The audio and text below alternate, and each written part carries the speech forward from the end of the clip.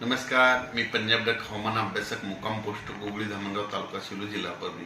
28 आणि 29 एप्रिल दरम्यान राज्यामध्ये फक्त काही भागामध्ये तुरळक ठिकाणी पाऊस पडणार आहे, सर्वदूर पडणार नाही की अवकाळी पाऊस असतो, सगळीकडे पडत नसतो, म्हणून हा अंदाज लक्षात घ्यायचा।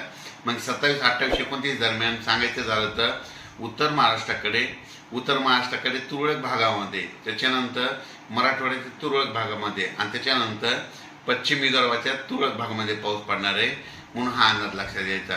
खूप काही मोठा नसणार, फक्त विजेच्या कडकडासह वारं सुटणार आहे, म्हणून हा अंदाज लक्षात घ्यायचा।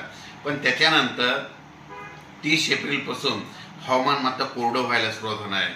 30 एप्रिलपासून तर जवळपास 8 दिवस हवामान कोरडं राहणार आहे, उष्णतेची तीव्र लाट येणार आहे। त्याच्या सर्व शेतकऱ्याला सांगू इच्छितो, उन्हाची तीव्रता वाढत जाणार आहे। 1 मे 2024 म्हणजे 1 मे पासून लगेच उन्हाची तीव्रता वाढत जाणार आहे, म्हणून हा अंदाज लक्षात घ्यायचा।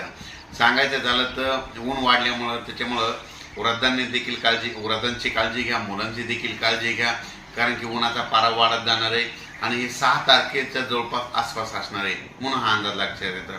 पण सांगायचं झालं तर राज्यामध्ये फक्त आता खूप ठिकाणी काही पाऊस पडणार नाही, जास्त ठिकाणी पडणार नाही, फक्त उत्तर महाराष्ट्र, मराठवाडा आणि पश्चिम विदर्भातच तुरळक ठिकाणी 10-12 ठिकाणी समजा जिल्ह्याच्या वगैरे पडेल, म्हणून हा अंदाज लक्षात घ्यायचा।